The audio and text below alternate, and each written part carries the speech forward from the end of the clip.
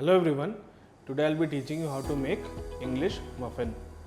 Now for the ingredients, I'll need 200 grams of refined flour, or you can use strong bread flour.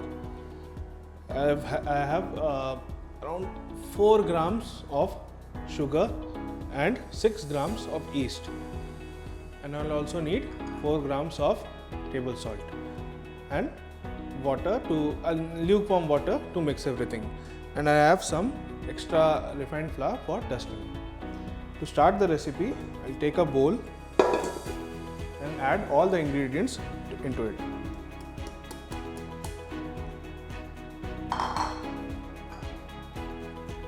Salt,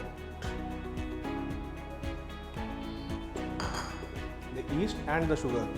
Now make sure when you are adding all the ingredients at once, the yeast should be pre-active. If the yeast is inactive, you have to activate it before adding it into the flour mixture with some warm water. So I'll just put this into the machine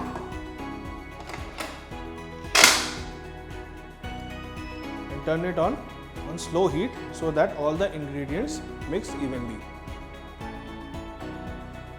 And then I'll add some lukewarm water and prepare a semi-soft dough.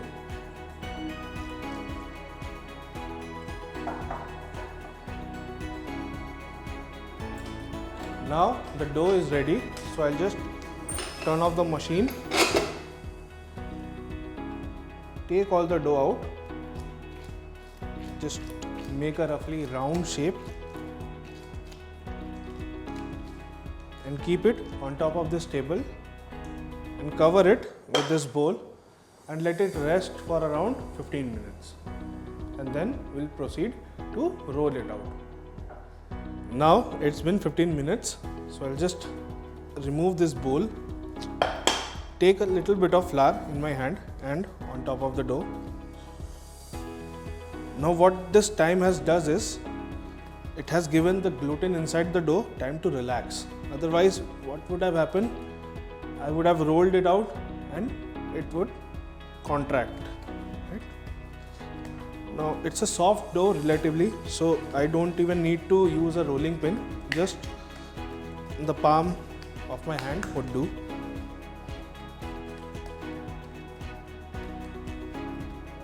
So the dough is evenly stretched.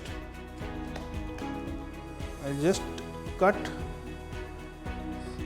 2 discs using this cookie cutter, one and the other, and I'll keep this dough for later use. And now I'll just place these discs of dough on top of the baking tray for around 30 to 45 minutes and give it time to proof. Now it's been 45 minutes and as you can see, the dough has fermented beautifully. Now I'm going to bake them. Now while baking, these will spread across the sides and on top. So it may look like the top of a mushroom when it comes out. Right? Now I'll bake this at 210 degrees for around 3 to 4 minutes. I don't want color on top of this.